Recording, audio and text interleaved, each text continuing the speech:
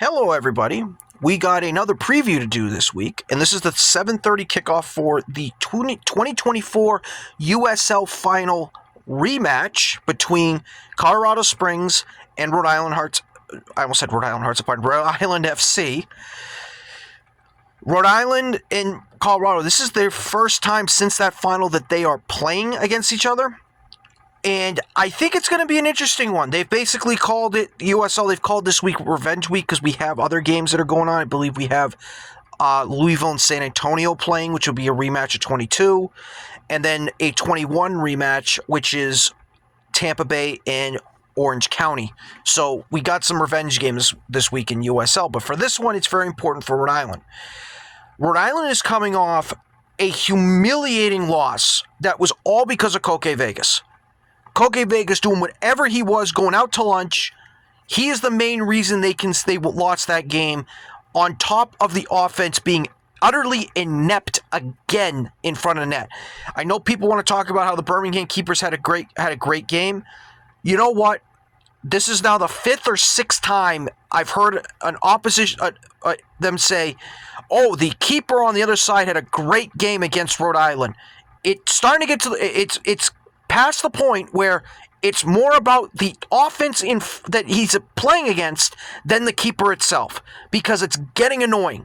Once you take J.J. Williams out of the equation for Rhode Island, there is nobody on that offense you can say is a reliable threat. Noah Fuson's invisible, might as well cut his ass because he's completely useless.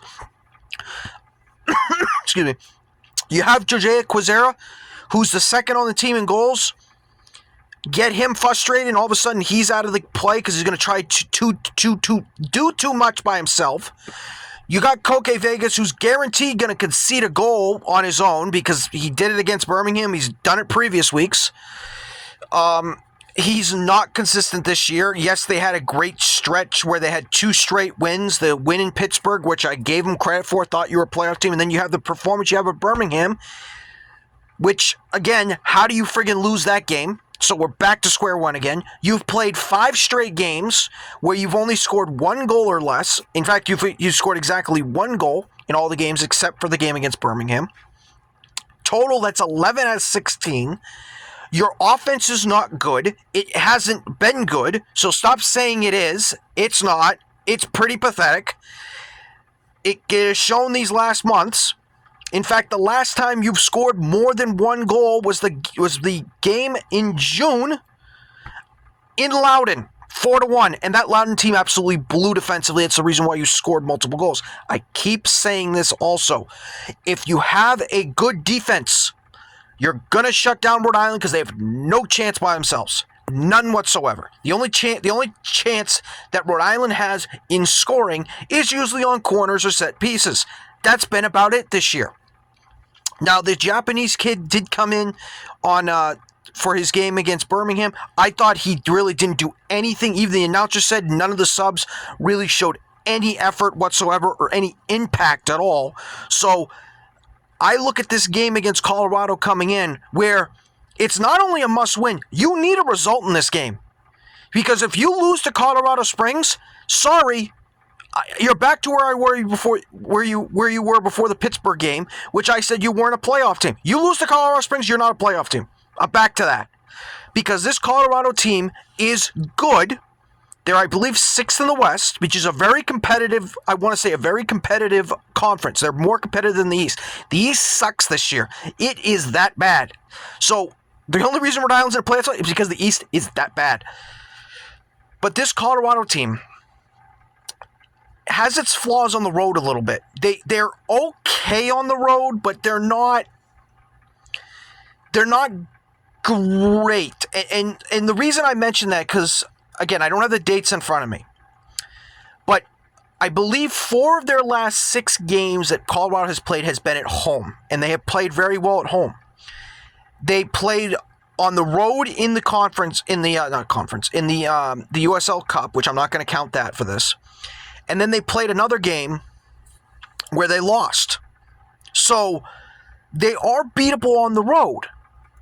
I'm just not, my concern with Rhode Island, this is where I'm not confident is, if you're going to beat this Colorado team, you need to score at least 2 goals. And I just don't have faith they can do that because the only person I feel that can score for this team is J.J. Williams.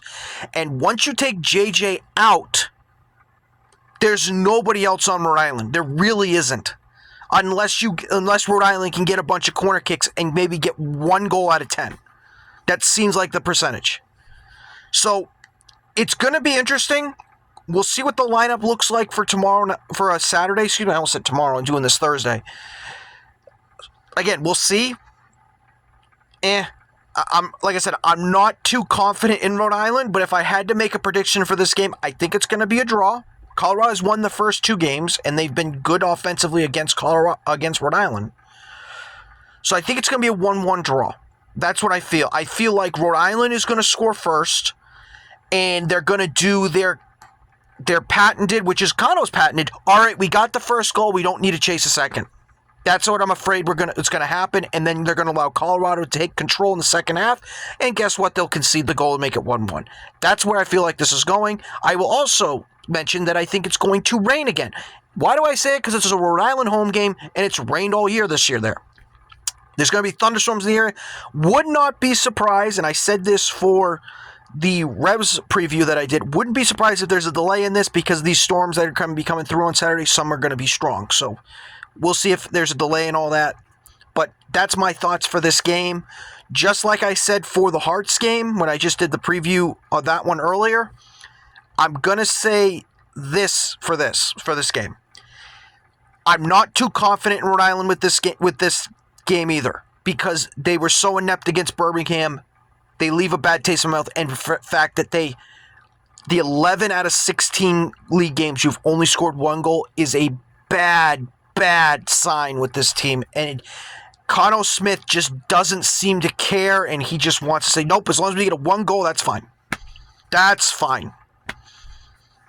Don't care about anything else. So that's my thoughts for this game. We'll see what happens on Saturday. Hopefully Rhode Island can win it because they need it. But if they lose, you're back where I thought you were before Pittsburgh. So take care, everybody. I will see you next time for my next one.